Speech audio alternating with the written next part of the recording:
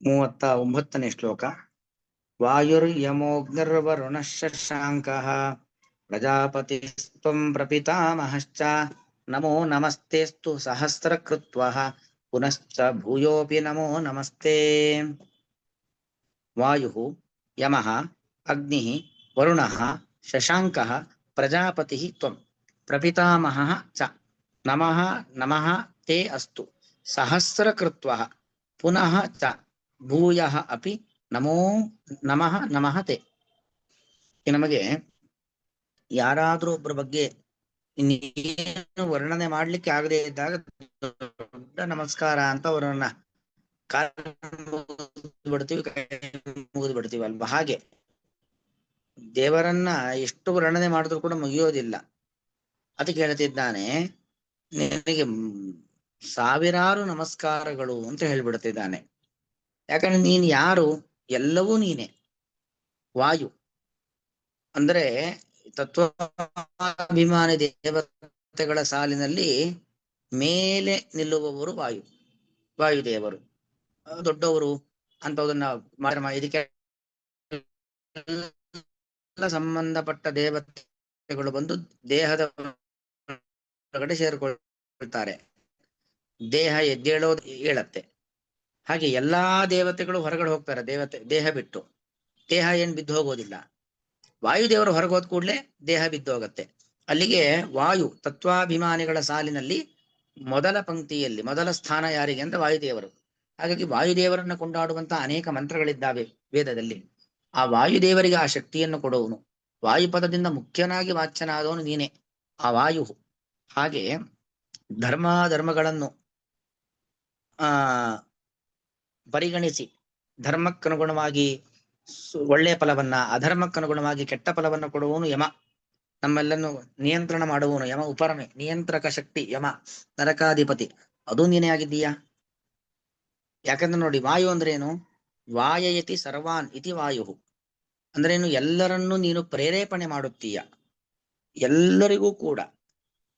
ಅಥವಾ ವಾಯು ಅಂದ್ರೆ ಬಲಜ್ಞಾನ ರೂಪ ಅಂತ.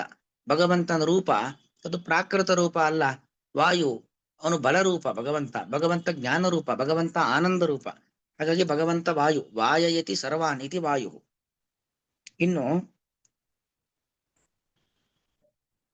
ಯಮ ಅಂದ್ರೆ ದೋಷ ಇಲ್ಲದವನು ಅಂತ ಅರ್ಥ. ನಿಜವಾಗಿ ದೋಷ ಇಲ್ಲದವನು ಯಾರು? ಭಗವಂತ ಮಾತ್ರ. ಅಥವಾ ಯಮ ಅಂದ್ರೆ ನಿಯಂತ್ರಕ ಶಕ್ತಿ ಅಂತ ಅರ್ಥ. ನಮ್ಮೊಳಗೆ ಇರುವವನು ಅಂತ ಅರ್ಥ. ಹಾಗಾಗಿ ಯಮ. ಇನ್ನು ಅಗ್ನಿ, ಅಗ ನಿ ಎರಡಿದೆ. ಅಗ್ನಿ ಅಂದ್ರೆ ಒಂದರ್ಥ ಪ್ರಸಿದ್ಧ ಬೆಂಕಿ ಅಂತ ಅರ್ಥ. ನಗಚ್ಛಂತಿ ಇತಿ ಅಗಾಹ, ಚಲನೆ ಇಲ್ಲದ ವಸ್ತುಗಳೆಲ್ಲದಕ್ಕೂ ಅಗ ಅಂತ ಹೆಸರು. ಚಲನೆ ಇಲ್ಲದ ವಸ್ತುಗಳಿಗೆ ಚಲನೆಯನ್ನು ಕೊಡೋನು ಯಾರು? ಭಗವಂತ. ಅಗಾನ್ನ ನಯತೀತಿ ಅಗ್ನಿ. ಅಗಗಳನ್ನ, ಚಲನೆ ಇಲ್ಲದ ವಸ್ತುಗಳನ್ನ ಪ್ರೇರೇಪಣೆ ಮಾಡ್ತಾನೆ, ಅದಕ್ಕೆ ಚಲನೆಯನ್ನ ಕೊಡ್ತಾನೆ ಭಗವಂತ. ಹಾಗಾಗಿ ಭಗವಂತ ಅವನು ಅಗ್ನಿ. ಯಾರಿಗೆ ಚಲನೆ ಇಲ್ಲವೋ, ಚಲಿಸುವ ಶಕ್ತಿ ಇಲ್ಲವೋ ಅವರೆಲ್ಲರಿಗೂ ಚಲಿಸುವ ಶಕ್ತಿಯನ್ನು ಕೊಡೋ ಭಗವಂತ. ಇನ್ನು ಶಶಾಂಕ, ಶಂ ಅಂದ್ರೆ ಸುಖ, ಅತ್ಯಂತ ಸುಖ. ದೇವರಿಗೆ ಇರುವಷ್ಟು ಸುಖ ಯಾರಿಗೂ ಇಲ್ಲ. ಯಾಕಂದ್ರೆ ನಮಗೆಲ್ಲ ದುಃಖದ ಜೊತೆಗೆ ಸುಖ. ಭಗವಂತನಿಗೆ ದುಃಖದ ಲವಲೇಶವೂ ಇಲ್ಲದ ಸುಖ. ಹಾಗಾಗಿ ಭಗವಂತನಾಗಬೇಕಾದ್ರೆ ಅವನು ಶಶಾಂಕ. ಶಶಾಂಕ ಅಂದ್ರೆ ಇದೇ ಅರ್ಥ. ಅತಿ ಸುಖ ಅಂಕಿತತ್ವಾದ ಶಶಾಂಕ, ಅತ್ಯಂತ ಸುಖದಿಂದ ಕೂಡಿದವನು ಅನ್ನೋ ಅರ್ಥ. ಶಂ ಅಂದ್ರೆ ಸುಖ ಅಂತ ಅರ್ಥ. ಅತ್ಯಂತ ಸುಖಯುಕ್ತನಾದವನು ನೀನು. ನಿನಗೆ ಇರುವಷ್ಟು ಸುಖ ಮತ್ಯಾರಿಗೂ ಕೂಡ ಇಲ್ಲ. ಅಗ್ನಿ ವರುಣ ಬಿಟ್ಟೆವದಲ್ಲಿ ವರುಣ ಋಣುತೆ ಭಕ್ತಾನಿತಿ ವರುಣ. ಎಲ್ಲ ಭಕ್ತರನ್ನು ಭಗವಂತ ಇವರು ನನ್ನವರು ಅಂತ ಭಗವಂತ ಋಣುತೆ ಅವನ ಕಡೆಗೆ ನಮ್ಮನ್ನು ಕರ್ಕೊಳ್ತಾನೆ. ಅಂದ್ರೆ ಅವನ ಭಕ್ತರನ್ನಾಗಿ ನಮ್ಮನ್ನ ಸ್ವೀಕಾರ ಮಾಡ್ತಾನೆ. ಹಾಗಾಗಿ ಋಣುತೆ ಸರ್ವಾನಿತಿ ವರುಣ, ಎಲ್ಲರನ್ನೂ ಕೂಡ ತನ್ನ ಕಡೆಗೆ ಇಟ್ಕೊಳ್ತಾನೆ. ತನ್ನ ಭಕ್ತರನ್ನಾಗಿ ಎಷ್ಟು ಜನ ಭಕ್ತಿ ಮಾಡ್ಲಿ ಅವರೆಲ್ಲರಿಗೂ ಆಶ್ರಯದಾತ ಭಗವಂತ. ಅವರೆಲ್ಲರನ್ನೂ ನಮ್ಮವರು ಅಂತ ಭಗವಂತ ಬಾಚಿ ಅಪ್ಪುತ್ತಾನೆ. ಹೀಗಾಗಿ ಭಗವಂತ ವರುಣ. ಇನ್ನು ಪ್ರಜಾಪತಿ, ಪ್ರಜಾನಾಂ ಪತಿ, ಪ್ರಜೆಗಳನ್ನ ಪರಿಪಾಲನೆ ಮಾಡ. ಪತಿ ಅಂದ್ರೆ ಪಾತೀತಿ ಪತಿ, ಪಾಲಿಸುವವನು ಅಂತ ಅರ್ಥ. ನಮ್ಮೆಲ್ಲರನ್ನ ಪರಿಪಾಲಿಸುವವನು ಯಾರು? ಭಗವಂತ. ಹಾಗಾಗಿ ಸಕಲ ಪ್ರಜೆಗಳು ಅಂದ್ರೆ ಹುಟ್ಟಿರುವಂತಹ ಪ್ರತಿಯೊಬ್ಬ ವ್ಯಕ್ತಿ ಅಂತ ಅರ್ಥ. ನಮ್ಮೆಲ್ಲರನ್ನ ಪರಿಪಾಲಿಸುವವನು ಭಗವಂತ. ಯಾಕೆ ಜ ಅಂದ್ರೆ ಹುಟ್ಟಿರುವವರು, ಪ್ರಕೃಷ್ಟವಾದ ಜನ್ಮ ಅಂದ್ರೆ ಮನುಷ್ಯ ಜನ್ಮ. ಮನುಷ್ಯರಾದ ನಮ್ಮೆಲ್ಲರನ್ನು ನಿಯಂತ್ರಣ ಮಾಡುವನು ಭಗವಂತ. ಈಗ ಪ್ರಾಣಿ ಪಕ್ಷಿ ಮರ ಗಿಡ ಬಳ್ಳಿಗಳ ನಿಯಂತ್ರಣ ಮಾಡ್ತಾನೆ ಹೇಳಬೇಕಾಗಿಲ್ಲ, ಅವುಗಳಿಗೇನು ಯಾವುದೇ ಅನುಸಂಧಾನ ಇಲ್ಲ. ಅರೆ ಅನುಸಂಧಾನ ಇರತಕ್ಕಂಥವ್ರು ಮನುಷ್ಯರು. ಅವರೇನ್ ಮಾಡ್ತಾರೆ, ನಾವೇ ನಮ್ಮ ನಿಯಂತ್ರಣ ಮಾಡ್ಕೊಳ್ತೇವೆ. ಯಾವ ದೇವರು ಅಂತ ಹೇಳ್ತಾರೆ, ಆದ್ರೆ ನಮ್ಮನ್ನೂ ನಿಯಂತ್ರಣ ಮಾಡತಕ್ಕಂಥವ್ರು ಭಗವಂತ. ಪ್ರಜಾಪತಿ ತ್ವಂ ಪ್ರಪಿತಾಮಹಶ್ಚ, ನೀನು ಪ್ರಪಿತಾಮಹ. ಜಗತ್ತಿನ ಸೃಷ್ಟಿಕರ್ತರು ಯಾರು? ಚತುರ್ಮುಖ ಬ್ರಹ್ಮ. ಅವನು ಪಿತಾಮಹ ಅಂತ ಕರೆಯೋದು. ಆ ಪಿತಾಮಹನಿಗೂ ತಂದೆ ನೀನು. ಜಗತ್ತಿನ ಪಿತಾಮಹ ಅಂದ್ರೆ ಚತುರ್ಮುಖ ಬ್ರಹ್ಮ. ಆ ಪಿತಾಮಹನಿಗೂ ತಂದೆ ನೀನು, ಚತುರ್ಮುಖ ಬ್ರಹ್ಮನಿಗೂ ತಂದೆ ನೀನು. ಹಾಗಾಗಿ ನೀನು ಪ್ರಪಿತಾಮಹಶ್ಚ ಪ್ರಪಿತಾಮಹ, ಪ್ರಪಿತಾಮಹನೂ ನೀನೇ ಆಗಿದ್ಯಾ. ಇಂತಹ ನಿನಗೆ ಎಲ್ಲಾ ದೇವತೆಗಳ ಒಳಗೂ ಇರೋನು ನೀನು, ಎಲ್ಲರನ್ನೂ ವ್ಯಾಪಿಸಿಕೊಂಡಿರೋನು, ಎಲ್ಲರಿಗೂ ಶಕ್ತಿ ಕೊಡೋನು ನೀನು, ಎಲ್ಲರ ಶಕ್ತಿಯನ್ನ ಕಡಿಮೆ ಮಾಡೋನು ನೀನು. ಹೀಗೆ ಎಲ್ಲಾ ಪದಗಳಿಂದ ಮುಖ್ಯವಾಗಿ ವಾಚ್ಯನಾದವನು ನೀನು. ಹಾಗಾಗಿ ಸಹಸ್ರ ಕೃತ್ವ ನಮಃ ನಮಃ ತೇ ಅಸ್ತು. ನಿನಗೆ ಸಾವಿರಾರು ಬಾರಿ, ಅನಂತ ಬಾರಿ, ಲೆಕ್ಕವಿಲ್ಲದ ನನ್ನ ಸ್ತೋತ್ರ ಮಾಡ್ಲಿಕ್ಕೆ ಆಗೋದಿಲ್ಲ. ನಿನ್ನ ಕೊಂಡಾಡುವ ಶಕ್ತಿ ನನಗಿಲ್ಲ. ಬರೀ ಒಂದೇ ಒಂದು ಮಾಡಬಹುದು. ಅನಂತಾನಂತ ಪ್ರಣಾಮಗಳು ಅಂತ ಹೇಳಿ ಅನಂತ ಪ್ರಣಾಮಗಳನ್ನು ಸಲ್ಲಿಸುತ್ತೇನೆ. ಪುನಶ್ಚ ಭೂಯೋಪಿ ನಮೋ ನಮಸ್ತೆ. ಮತ್ತೆ ಮತ್ತೆ ಪುನಃ ಭೂಯೋಪಿ ಮತ್ತೆ ಮತ್ತೆ ಪುನರಪಿ ಮತ್ತೆ ಮತ್ತೆ ನಾನು ನಮಸ್ಕಾರವನ್ನ ಮಾಡ್ತೇನೆ.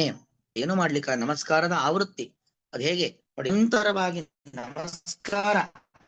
ದೇವರನ್ನು ಎಂದೂ ಮರೆಯದೇನೆ ನಿರಂತರವಾಗಿ ಭಗವಂತನಿಗೆ ನಮಸ್ಕಾರ ಮಾಡನೇ ಇರಬೇಕು. ಇದು ನಮ್ಮೆಲ್ಲರ ಕರ್ತವ್ಯ. ಅಭಿಪ್ರಾಯ. ತ್ವಂ ನೀನು ವಾಯು, ವಾಯುವಿನಲ್ಲಿ ಇದ್ದವನಾಗಿದ್ದೀಯಾ ಅಥವಾ ಸರ್ವರನ್ನು ಪ್ರೇರೇಪಣೆ ಮಾಡುವವನಾಗಿದ್ದೀಯಾ. ಯಮಃ, ಯಮನಲ್ಲಿ ಇರುವವನು. ಸರ್ವ ನಿಯಂತ್ರಕ ನೀನು, ಅಗ್ನೀನು. ವರುಣ, ನಿನ್ನ ಭಕ್ತರನ್ನ ಸ್ವೀಕರಿಸುವವನು ನೀನು. ಅಂದ್ರೆ ನಿನ್ನ ಒಂದು ಕೃಪಾ ದೃಷ್ಟಿಯಿಂದ ಸ್ವೀಕರಿಸುವವನು ನೀನು.